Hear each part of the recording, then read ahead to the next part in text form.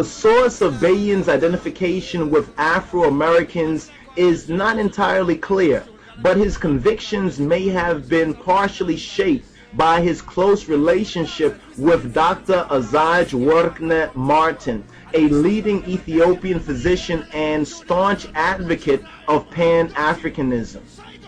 As early as 1927, Dr. Martin had advised Bayen that, quote, "The greatest service you could render your country would be to influence thousands of black people in the USA and the West Indies and let them come and help us develop Ethiopia," end quote. It is, of course, possible that Bayen was also inspired by the nationalistic Garvey movement, which was reaching its peak when he arrived in the United States during the early 1920s.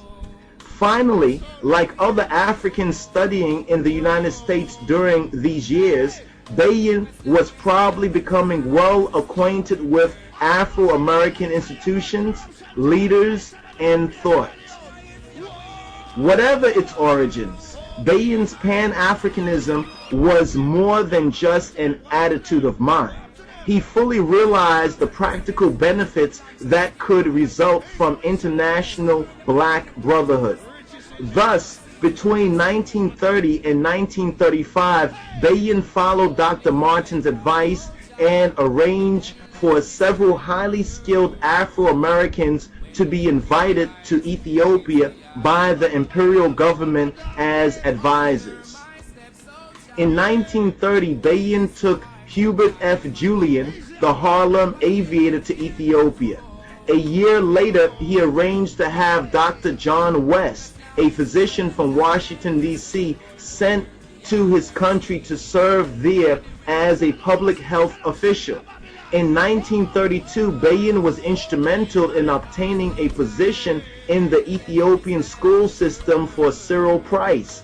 And in 1934, he played a prominent role in assisting John C. Robinson of Chicago to be appointed as an instructor in aviation.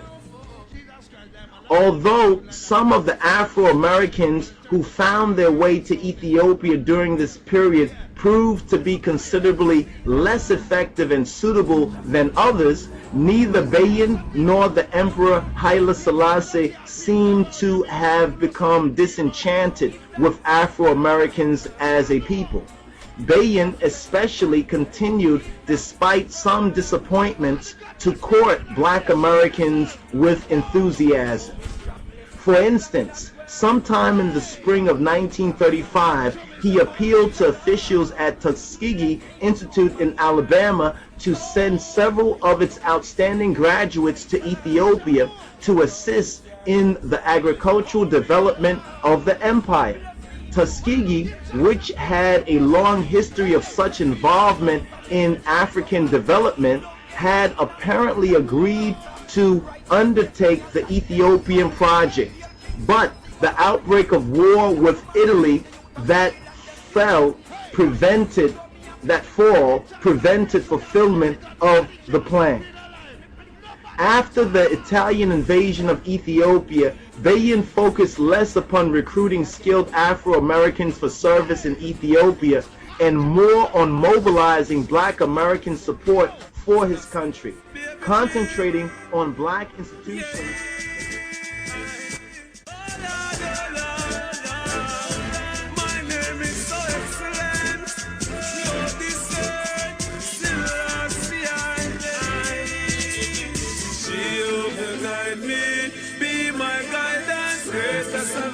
For me, Jehovah guide me, be my guidance. No, they could never stop me. I'm on the rock, I'm on the rock. I had an Jehovah guide me. I'm on the rock, I'm on the rock. Go tell my enemy, I'm on the rock.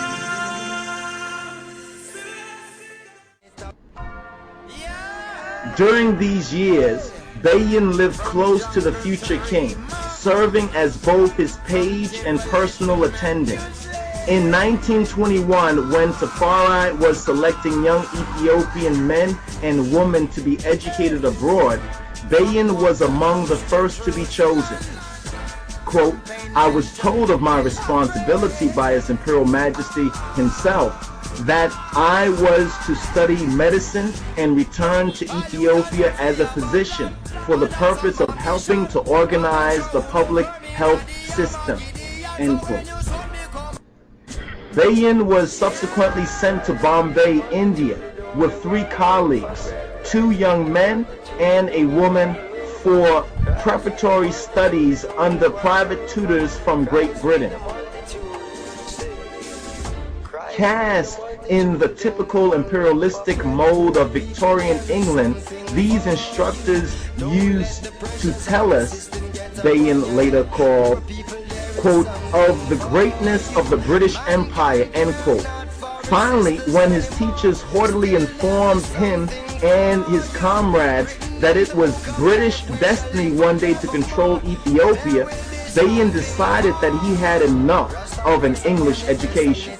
After discussing the matter, he and his friends concluded that, quote, America was the only country that would never try to rob us of our country. Therefore, it would be best to go there, end quote.